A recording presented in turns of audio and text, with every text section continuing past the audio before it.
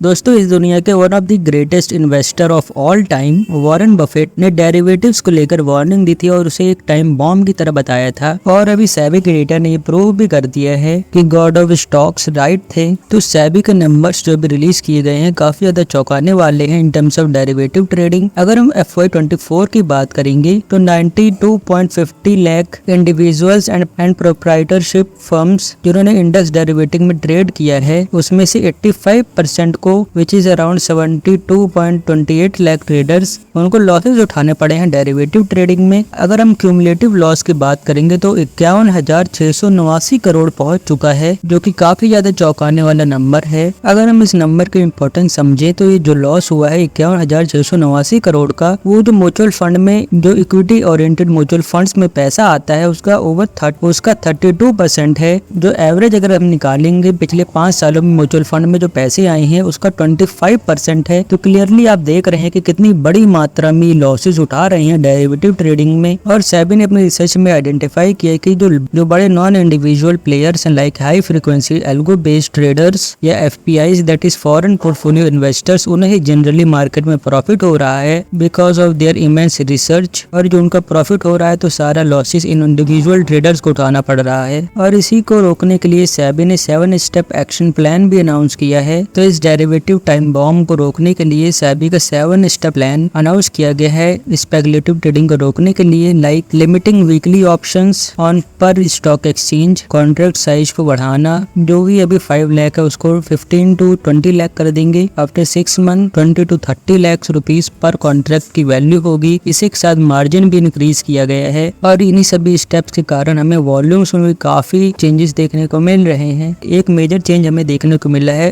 Weekly options में restriction के कारण। आप सभी जानते हैं कि कॉन्ट्रैक्ट साइजेस को बढ़ाया गया है, जिसकी वजह से हमें रिटेल पार्टिसिपेशन में काफी ज्यादा गिरावट देखने को मिलने वाली है। और ऐसी सिचुएशन हमें 2024 में साउथ कोरिया में देखने को मिली थी, जब साउथ कोरिया ने बढ़ते हुए स्पेकुलेशन के चलते सिमिलर मेजर्स उठाए थे। बट उनके मेजर्स उठाने के बाद वॉल्यूम्स हमें 7 गिरावट देखने को मिली थी। और इतना टाइम होने के बाद भी 10 साल बाद भी उतने लेवल पर वॉल्यूम्स नहीं पहुंच पाए हैं। और इसी से सबक लेते हुए सेबी को एक बेटर मैनेजमेंट के साथ ये स्टेप्स को एप्लीकेबल करना होगा, वरना वॉल्यूम इतनी तेजी से गिरेंगे कि मार्केट में लिक्विडिटी ही नहीं रहेगी। अगर हम कंक्लूजन जाने तो सेबी के नंबर्स काफी ज्यादा चौंकाने वाले हैं। और एक बार फिर वॉरेन बफेट की बात सच हुई है कि एक डेरिवेटिव एक टाइम बॉम्ब की तरह है जो कि इन्वेस्टर्स के पैसों को खा रहा है। और कभी भी ये डेरिवेटिव का टाइम बॉम्ब एक्सप्लोड हो सकता है और इस पर हमें हैवी इकोनॉमिक इम्पैक्ट देखने को मिल सकते हैं। तो इस पर आप अपने विचार कमेंट बॉक्स में जरूर बताइएगा कि सेबी के इन स्टेप्स को लेकर। और आने वाली वीडियोस को देखने के लिए आप हमारे चैनल को सब्सक्राइब कर सकते हैं। Thank you. जय हिंद।